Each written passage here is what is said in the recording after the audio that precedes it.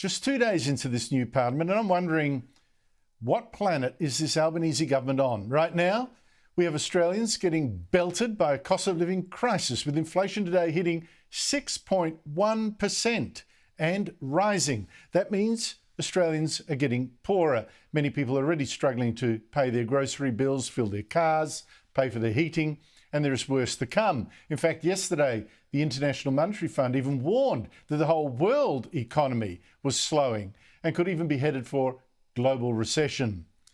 But listen to the third reason the IMF gave, something especially serious for Australia.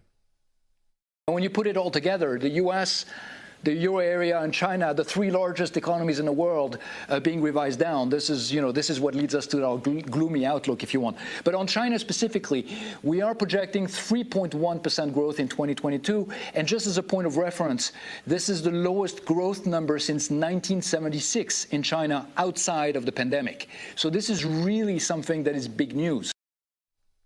Yet if Australians had bothered to listen to Parliament yesterday and this morning, they'd have heard almost nothing from the new government on practical steps to tackle any of this.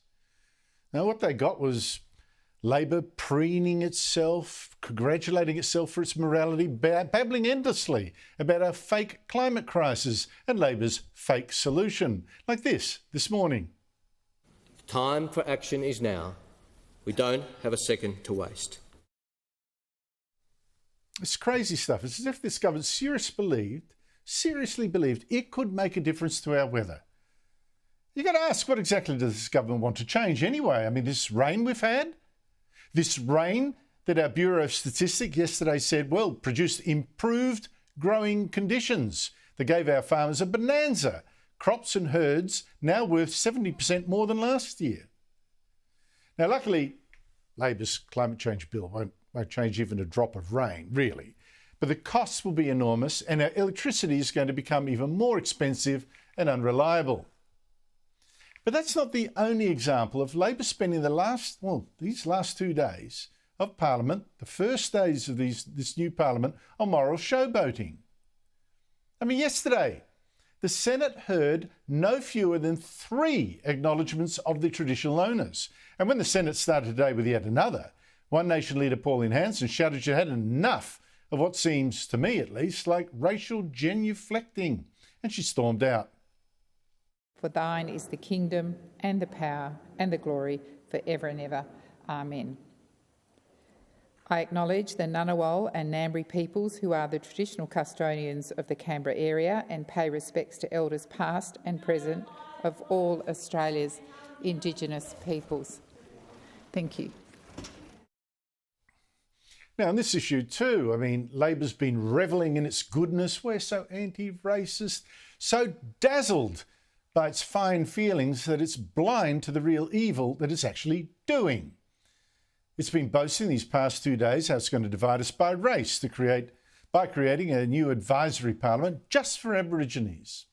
And as we told you last night, it also announced yesterday the end of the welfare card, the cash and debit one, which stops people on welfare in vulnerable communities, and not just Aborigines, by the way, from using their welfare money to buy alcohol or gamble in a casino or use it for slot machines. Now, as National Senator Jacinta Price said last night on this show, this welfare card stops what many Aboriginal communities, they're calling it humbugging, this Aboriginal custom that obliges people who do have money to share it with often male relatives who demand a share of it to buy, say, booze. But Labor insists this card is racist, so here it is, basking seeming pure, while out bush, too many women are paying the price by being beaten black and blue, and more children are going to go hungry. I mean, you've got to ask, can this government actually see the dysfunction in some Aboriginal communities? Let me show you what was posted by Aboriginal woman Sharon Long, who says this was filmed at the Darwin Woolies.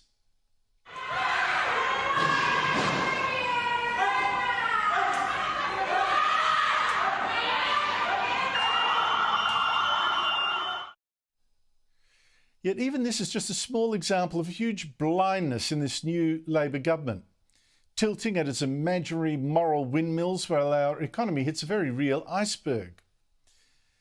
True, today's inflation news did force Treasurer Jim Chalmers to call a press conference to declare that these were terrible numbers, yes, and they would get worse. This is the highest rate of annual inflation since June 2001. These are confronting numbers when it comes to the cost of living pressures that Australians in every corner of our country are feeling. Inflation is high and rising. It will get tougher before it starts to ease. The reality is that this quarterly outcome doesn't yet include the electricity price spike that came in July. Okay, but what is this Labor government actually going to do about any of this? Well, Chalmers said he'd try to spend more wisely, but then he immediately added that he'd increase spending for free childcare. The government's also talking about supporting wage rises, even wanting real wage increases, although it's going quiet on that now, because that would just make inflation worse. Other than that, Chalmers said, well, he'd shop around for ideas. There is an appetite for real talk about our economic position. Oh, wonderful! More talk! And this government plans to talk about this crisis until well into next year, after a summit with bosses and unions in September. Then after a white paper it's going to draw up on the best ideas it's then heard, and after then works out which ideas it's actually going to take on and how. Oh, yes, but there will also be a budget in late October. Maybe it's going to be spending cuts. And there you were, believing Anthony Albanese already had a plan for the economy that's now turning so sour. I mean, just last night, he was boasting about this plan on his tame ABC.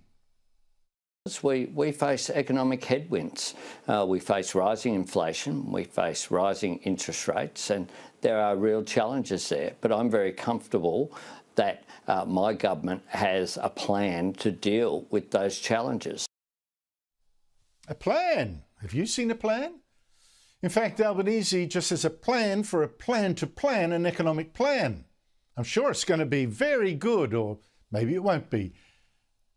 But on useless and damaging gestures to advertise his goodness, this new Prime Minister already knows exactly what must happen, and quickly. Huge cuts to emissions, a race-based parliament, destruction dressed up as compassion.